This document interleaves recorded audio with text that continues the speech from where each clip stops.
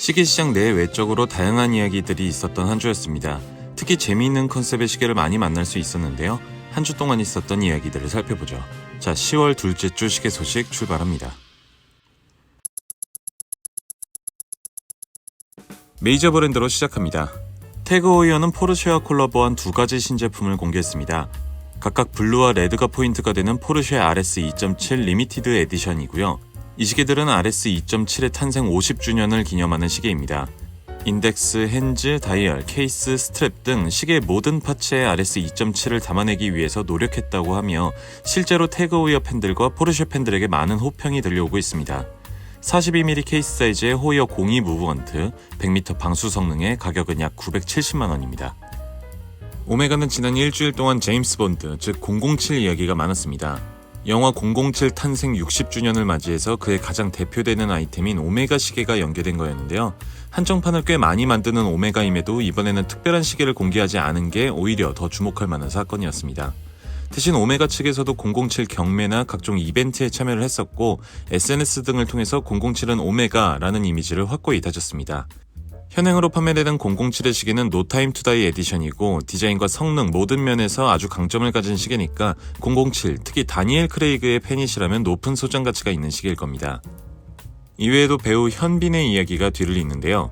오메가의 앰버서더인 현빈이 조지 클루니와 함께 올해 새롭게 출시된 스피더마스터 57을 위한 글로벌 캠페인의 모델로 발탁되었습니다. 사진을 보시면 괜히 오메가 뽕까지 차오르게 되죠. 개인적으로 한국 배우 중에서 007이 선택된다면 현빈만한 배우가 없다는 생각도 하는 저인지라 더욱이 즐거운 소식이었습니다. 앰버서더 이야기가 나온 김에 하나 더 이야기하자면 예거는 앰버서더로 아냐 테일러 조이를 선택했습니다. 한 2주 전쯤 인스타그램을 통해서 소식을 전했었고요. 저는 넷플릭스 드라마 퀸즈 갬빗을 무척 인상적으로 봤기 때문에 괜히 반가운 소식이었습니다. 저에게 예거는 진중한 이미지가 커서 상대적으로 나이도 좀 더 있고 조금 더 무거운 분위기의 배우가 어울리지 않을까 싶긴 하지만 당연히 제가 관여할 문제는 아니고 아냐 테일러 조이 자체도 좋아하기 때문에 좋은 소식이었습니다.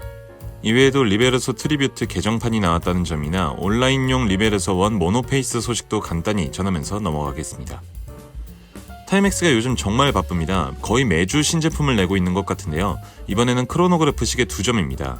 두 모델 모두 워터베리 다이브 크로노그래프라고 명명되었고 하나는 고전적인 디자인의 역팬더 모델입니다. 말씀드린 것처럼 꽤나 고전적인 디자인을 가졌고 군데군데 그려진 워터베리 문장들이 주요 포인트고요. 41mm 사이즈의 100m 방수 성능 쿼츠 무브먼트를 사용했고 가격은 약 34만원입니다. 이어지는 제품은 이전 제품과 같은 성능 또 스펙을 사용했지만 보다 컬러풀한 워터베리 다이브 크로노그래프 시계고요. 말씀드린 것처럼 색상 조합이나 스트랩 재질을 제외한다면 같은 제품입니다. 대신 메탈 스트랩을 사용했기 때문에 가격은 조금 더 높은 약 37만원대고요. 이전 제품이 큰 개성을 가진 제품은 아니었기 때문에 조금 더 특별함을 원하시는 분들에게 좋은 선택이 되겠습니다. 타임엑스가 요즘 신제품 출시에 맛을 들인 것 같은데 헤리티지 라인업들은 디자인뿐만 아니라 가격대, 성능 등의 베이스가 탄탄하기 때문에 많은 분들이 큰 기대를 하시는 것 같습니다. 세르티나는 굉장히 독특한 컨셉의 시계를 공개했습니다. DS 플러스라고 명명된 이 라인은 스트랩 교체에 국한되어 있던 커스텀을 케이스까지 확대를 시켰습니다. 와치 헤드라 불리는 다이얼부와 베젤과 러그가 포함된 케이스부를 소비자가 취향에 맞게 교체할 수 있는 시스템이 적용되어 있는데 기호에 맞춰서 드레스워치나 투워치 등으로 변경이 가능합니다. 구글에서 제작하려고 했던 모듈형 스마트폰이나 지샥에서 쉽게 하는 케이스 커스텀 정도로 이해하시면 편할 겁니다. 호환이 가능한 다양한 스타일의 케이스가 출시된다면 하나의 시계로 정말 다양한 역할을 할 수 있기 때문에 보수적인 시계 시장에서도 독보적인 변화라고 보고 있습니다. 세르티나 홈페이지에서 여러분들의 취향에 맞게 여러 가지를 선택해 볼 수가 있고 모노크롬 와치스라는 유튜브 채널에 실제 영상이 있으니까 참고해 보시면 좋겠고요. 세르티나가 국내에 빨리 들어와야 하는 이유가 또 생겼네요. 예마는 플라이그래프 내비게이터라는 모델이 추가되었습니다. 70년대 모델의 복각이기도 한 이 제품은 항공 전문가 등을 위해서 제작이 되었으며 베젤과 크로노그래프 등을 활용해서 조종사가 필요한 모든 비행 계산을 할 수 있다고 합니다. 이런 스타일의 항공시계가 사실 일반인들에게는 사용법도 너무 어렵고 필요하지 않은 계산이 많기 때문에 특수 복정용이나 디자인용으로 보시면 되겠습니다. 40mm 케이스 사이즈의 벨주 7750 무브먼트, 100m 방수 성능 등이 주요 특징이며 약 1850달러로 시작되는 이 모델은 현재 선주문을 받고 있습니다. 지난주에 말씀드렸던 IWC 마크 20의 새 색상이 공개되었습니다. 새로 공개된 색상은 녹색이고요. 색상 추가 모델이니만큼 스펙 등은 기존 제품과 완벽히 동일하고 떠도는 소문에 의하면 흰판이 먼저 공개될 예정이라고도 했었는데 흰판은 아직 공개되지 않았습니다. 다만 마크 18의 경우도 흰판이 있었기 때문에 원하시는 분들은 충분히 기다려 봄직하겠고요. 다시 녹판을 살펴보면 조금 어두운 색감이었으면 좋겠다는 생각을 했었는데 돌아다니던 사진들처럼 약간은 밝은 계열의 녹색이 사용된 것 같습니다. 전반적인 색감이나 스트랩과의 조화를 봤을 땐 메탈 버전이 조금 더 매력적이네요. 마이크로 브랜드도 살펴보죠. 게코타는 크로노그래프 모델과 스몰 세컨즈 모델을 대상으로 새로운 모델을 판매 중에 있습니다. 두 모델 모두 각각 블루 골드, 실버 로즈 골드로 구분이 되고 이 모델들은 완전히 신작은 아닙니다. 다만 약간의 디자인이나 색상 조합, 스트랩, 로고 디자인 등에서 차이점이 있고 특히 이번에는 스웨이드 스트랩을 강조하고 있습니다. 빈티지풍 디자인과 스트랩 소재 등이 다가오는 가을, 겨울과 무척 잘 어울린다는 생각이 듭니다. 비슷한 모델과 같은 가격인데 완성도는 더 높아진 것 같아서 따뜻한 느낌의 시계를 찾으시는 분들에게 좋은 선택이 되겠습니다. 티셀의 마린 다이버도 리뉴얼을 거쳐서 2세대가 판매되기 시작했습니다. 한동안 업그레이드를 한다고 구매를 할 수가 없었는데요. 사장님의 후기를 보면 외관상 크라운 가드와 러그가 조금 더 뚱뚱해졌다고 하고 야광 개선, 사이클롭스 소재 변경, 브레이슬릿 개선, 조금 더 확실한 방수 성능 등이 주요 변경점입니다. 1세대 마린 다이버와 스트랩 호환은 어렵지만 일부 부품이 호환되기 때문에 신형처럼 업그레이드를 할 수 있다고도 하고요. 불가피하게 가격이 인상되긴 했지만 그럼에도 매력적인 가격인 28만 5천원에 판매가 되고 있으니까 눈여겨보시던 분들은 구매하시면 되겠습니다. 인스타그램을 구경하다가 독특한 브랜드를 찾게 되었습니다. 발레아치 정도로 읽히는데 서울, 즉 한국 브랜드인 것 같습니다. 홈페이지를 찾아보니까 2021년에 설립이 되었고 브랜드명은 라틴어로 근간을 두고 있다고 합니다. 첫 모델로 세레니티 39를 소개하고 있고 현대인을 위해서 설계된 자동 스틸 스포츠 시계입니다. 아직 자세한 스펙 등은 공개되지 않았기에 디자인을 먼저 보면 독특하게 디자인된 썰레이 다이얼과 비교적 넓은 형태를 보이는 러그가 가장 큰 특징입니다. 전반적으로 직선과 곡선이 유려하게 표현된 점도 큰 특징이고요. 서울이라는 글자를 제외한다면 한국이라는 국가색이 짙지 않은 것도 재밌습니다. 이 시계는 내년 1월, 2월에 사전 주문이 시작될 예정이라니까 그때 다시 살펴보도록 하고요. 멋진 브랜드와 시계가 탄생되길 기대하겠습니다. WMT는 재미있는 신제품을 예고했습니다. 라베르라고 하는 페이퍼 아티스트와의 콜라보 제품인데요. 이 아티스트는 인스타그램이나 홈페이지 등을 통해서 골판지로 만들어낸 작품을 소개하고 있습니다. 감성적이고 독특하지만 못생기게 만들어진 이 시계들은 의외로 인기가 꽤 있는데요. WMT가 자사의 시계들과 접목시켜서 이런 시계를 만들어냈습니다. WMT가 일부러 시계를 노화시키거나 찌그러뜨리기도 하는 등 컨셉만 확실하다면 뭐든 만들어내는 편이고 좀 이상하게 보였던 페이퍼 시계도 실제 시계로 구현되니까 재미있는 면이 있습니다. 저는 시계 케이크 같은 게 떠오르기도 했고요.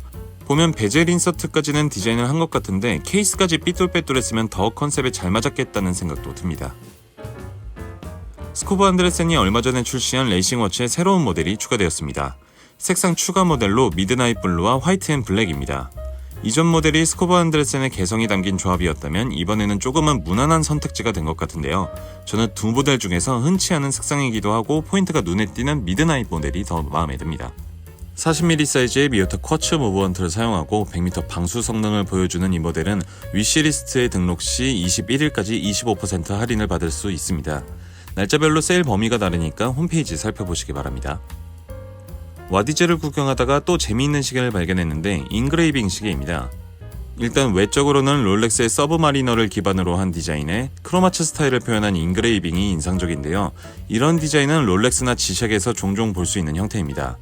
앤드류 앤코라는 브랜드에서 제작을 했고 이 브랜드는 검색해보니까 시계나 향수 등을 만드는 브랜드인 것 같네요. 다시 시계로 넘어와서 블루, 블랙, 그린 세 가지 색상의 40mm 사이즈 쿼츠 무브먼트, 100m 방수 성능 그리고 약 20만원 후반대의 가격이 특징입니다. 구매 원하시는 분들은 꼼꼼히 살펴보시고 깊게 고민한 후에 펀딩 신청하시면 되겠습니다. 자, 다른 이야기거리들도 살펴보죠. 정부 포상시계, 즉 정부 기념시계의 품질 관련 보도가 있었습니다. 아시다시피 정부나 공기관 등에서는 종종 기념시계를 제작하고는 하는데 한 언론이 최근 핸즈나 인덱스가 떨어진다거나 정상 작동을 하지 않는 품질 관련 민원이 잦다는 내용을 전했습니다. 뉴스에 따르면 각 기관들이 선택하는 시계 제작 업체와 예산, 또 시계 종류별 단가 등이 다 다르지만 보통 2만원에서 10만원 정도로 예산을 사용한다는데요. 정부에서는 내년부터는 이 문제를 해결하기 위해 예산을 조금 더 사용할 예정이라고 합니다. 많은 경우 이런 기념시계들은 방치되는 경우가 많은데 예산을 더 사용하는 것도 좋지만 제작량을 조금 조절해서 같은 예산으로 품질과 디자인을 조금 더 가다듬는 게 어떨까 합니다. 직접적인 시계 이야기는 아니지만 리셀 이야기로 마무리를 합니다. 최근 이른바 명품 브랜드가 리셀과의 전쟁을 선포했다는 소식이 많습니다. 에르메스, 샤넬, 나이키 등의 브랜드가 리셀을 엄격하게 금지하겠다는 내용과 함께 구매나 AS 접수 시 개인정보를 요구한다든가 리셀 목적의 구매가 밝혀졌을 경우 판매 제한 및 주문 취소, 계정 정지 등의 조치를 취하겠다는 내용인데요. 일부에서는 개인적인 리셀을 막을 방법이 없다거나 리셀 업체나 한정판 거래 플랫폼들이 타격을 입게 된다는 의견도 있습니다. 당연히 이런 제한은 문제를 한 번에 해결할 수 있는 방법이라기보다 브랜드 이미지 등의 타격을 최소화하기 위한 하나의 경고라고 보시면 되겠죠. 이에 따라 시계 시장에 거는 기대도 커졌습니다. 최근 천정부지로 치솟던 시계 리셀가가 조금은 떨어지기도 했고 리셀 브랜드의 대표격인 롤렉스도 일부 매장에서는 웨이팅 대신 전화 예약제로 바꾸는 시도 등의 변화가 생기고 있기 때문입니다. 젊은 층을 대상으로 리셀을 포함한 중고 거래가 활발한 지금 이런 시도가 얼마나 유효할지 귀추가 주목됩니다. 자, 이렇게 해서 지난주 소식도 정리해봤습니다. 이제 날씨도 제법 추워지고 있는데 건강관리 잘 하시길 바라겠고요. 저는 더 재밌는 이야기들로 찾아오겠습니다. 감사합니다.